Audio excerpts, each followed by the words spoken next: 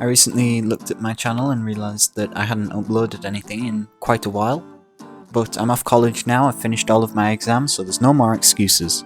We'll begin by setting out the ingredients that we need. For this we're going to need a set of spices first. Here I've got myself some cinnamon sticks, some peppercorns, some unbelievably aromatic cloves, and finally some cardamom pods that I have crushed up slightly. Crushing them helps release the seeds inside of the pods. We also have to include onions. The only issue with this onion is, once again, it's a farmer's market onion, so it's going to murder my eyes. This dish was made with blood, sweat and tears, but mainly tears. A lot of tears. We're also going to be adding in some sugar. Don't tell anyone. We shall also add garlic and ginger. These two complement each other very well. Kashmiri chili flakes, to be precise. These are a lot redder and a lot more mild than regular chili flakes. Gives the impression that the dish is hotter than it actually is. Keep this turmeric away from me. This thing, as I've said previously, is a bane to my fingernails. It will stain them for like a good week. Speaking of flavours that complement each other, here we have coriander and cumin. Two basically necessary things for a dry curry. And here we have a tin of chopped tomatoes, which will be blended up into a passata-like sauce.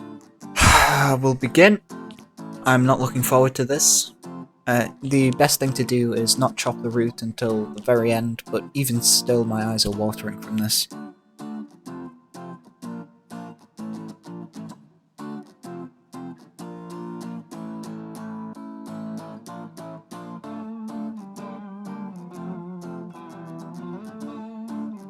Once that's done, we will scrape the chopping board of that extra onion skin.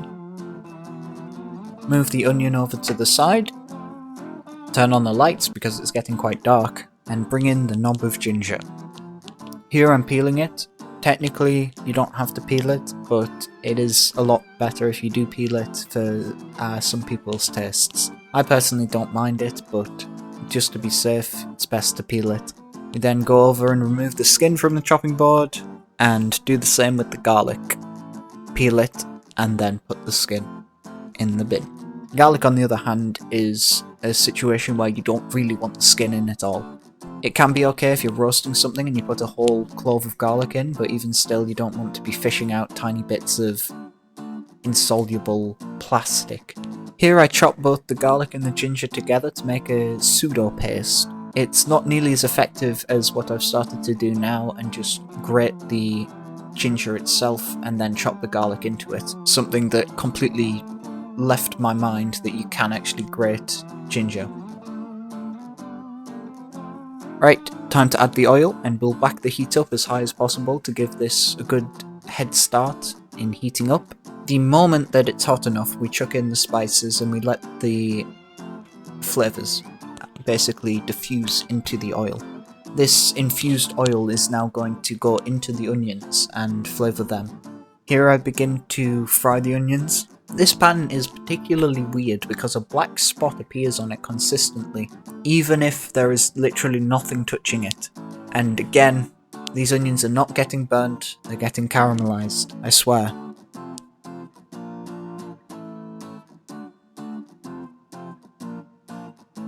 Now that the onions are sufficiently fried, we throw in the ground spices that we talked about earlier, the turmeric, the coriander and the cumin, along with those chili flakes. You have to be careful at this point because if you overheat the powders, it can cause them to burn.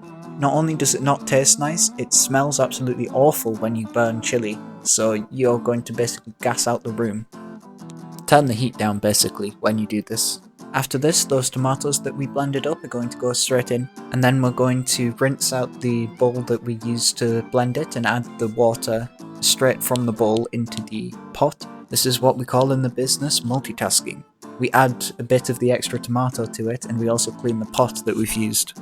We can also do this to the can, which I do here by making sure that I haven't put enough water in just by using the pot, and then add the extra water that I need from the can.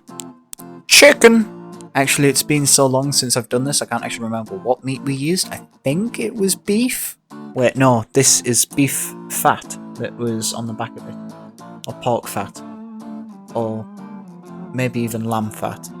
I have no idea what meat fat it is, but basically I put this in here so that it would push out the flavours from the fat into the sauce. I end up taking it out, don't worry. It's alright to eat it, it just tastes like rubber, so I don't understand why you'd want to eat it. Now we add in the probably beef, maybe pork, maybe lamb, after the fat has slightly melted. And we cover it up and we let it rest for a decent while. I would tell you the exact time, but like I say, I cannot remember. After a time we give a peek, make sure it's not burning on the bottom by giving it a good stir. Now we just want to leave it for as long as possible while the lid is still on. Now we add a secret weapon. These chilies will give all of the heat to this curry.